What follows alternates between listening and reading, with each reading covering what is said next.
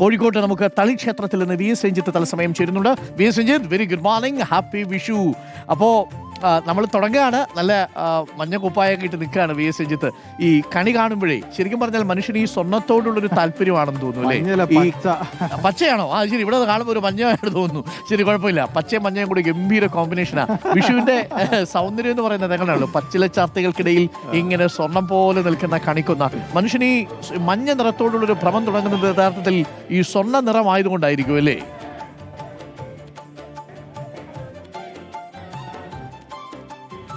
തീർച്ചയായിട്ടും സ്വർണം അല്ലെ, കനകവും കാമിനിമാരുമാണല്ലോ മനുഷ്യന്മാരുടെ പ്രധാനപ്പെട്ട ആഗ്രഹം. കലഹത്തിന്റെയും കാരണം കലഹം ഉണ്ടാക്കുന്നതാണെന്നാ പറയുന്നത്.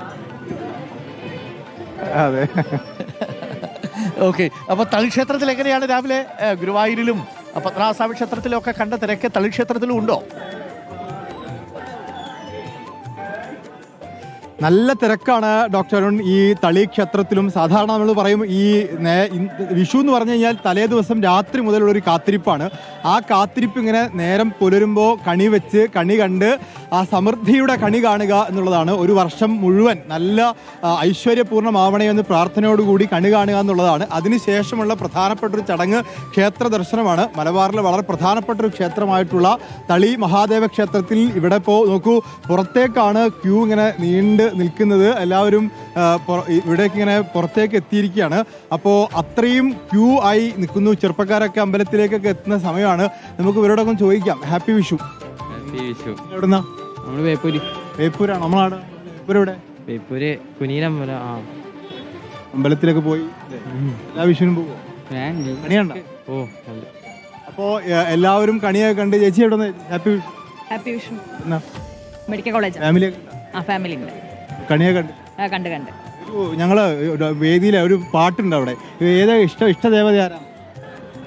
ലക്ഷ്മി. ലക്ഷ്മിയാണ്. ഗണപതി അവിടെ നിന്ന് കേൾക്കാം.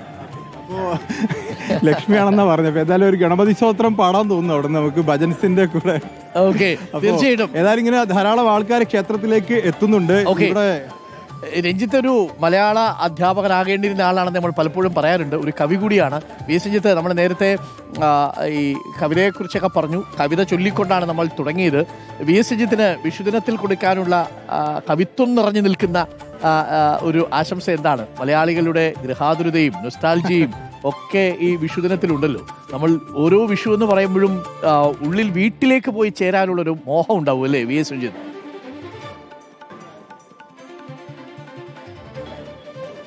തീർച്ചയായിട്ടും ഗൃഹാതുരത്വമാണല്ലോ മലയാളികൾക്ക് ഓണം, വിഷു എന്നൊക്കെ പറയുന്നത്. പ്രത്യേകിച്ച് വിഷു ഒരു കാർഷികോത്സവം കൂടിയാണ്. വിഷുവിന് എല്ലാവരും ചൊല്ലുന്ന ഒരു 4 വരി വൈലോപ്പിളിയുടെ കവിതയുണ്ട്. അത് ഇന്ന് രാവിലെ അരുൺകുമാർ ചൊല്ലിയോന്നറിയില്ല.